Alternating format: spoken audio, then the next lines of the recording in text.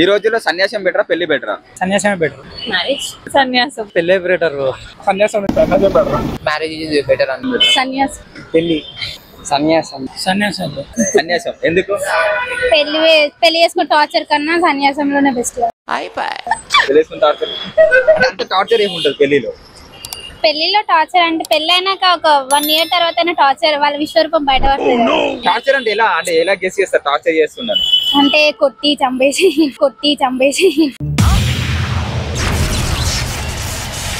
ఎందుకంటే ఇప్పుడు మా ఏజ్ వచ్చిన కుర్రాలం ఇంట్లో టెన్షన్స్ అవి ఇవి ప్రకారం అయితే మనం పెళ్లి చేసుకోవాలి. పెళ్లి చేసుకోకుంటే ఇట్లా పెళ్లి చేసుకుంటేనే బెటర్. పెళ్లి తర్వాత వచ్చే ప్రాబ్లమ్స్ ఉంటాయి కదా. ప్రాబ్లమ్స్ వరకు ఇప్పుడు కూడా ఉంటాయి కదా ప్రాబ్లమ్స్.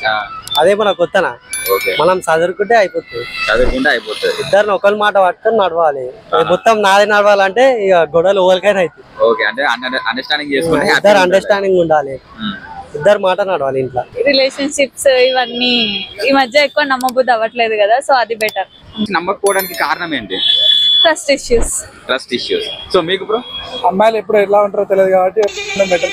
సన్యాసం ఉండడం బెటర్ అంటే ఎలా అంటే ఎందుకంటే అమ్మాయిలు ఎప్పుడు పడితే అప్పుడు చేంజ్ అవుతున్నారు కాబట్టి పెళ్ళైనా కూడా చేంజ్ అవుతారు. పెళ్ళైనా కూడా చేంజ్ అవుతారా నమ్మకం ఉంది. ఓకే. ఎవరు అమ్మాయిలు దొరకారు కదా? ఎవరు అమ్మాయిలు దొరకరా? దేనికని? పెళ్లికి ఎవరు అమ్మాయిలు దొరకరా? ఒకవేళ దొరికితే పెళ్లి చేసుకుంటాం అంటే దొరకలేరు కాబట్టి సన్యాసంలో దిగుతా అంటావా? మ్యారేజ్ అయితే మనకి జర ఫ్యామిలీ లాగా ఉంటది అంతా. ఓకే.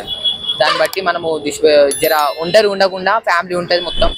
అందుకనే మ్యారేజ్ ఇస్ బెటర్ అని. Marriage better. నువ్వేం చెప్పావు నీకైనా అర్థమైందా?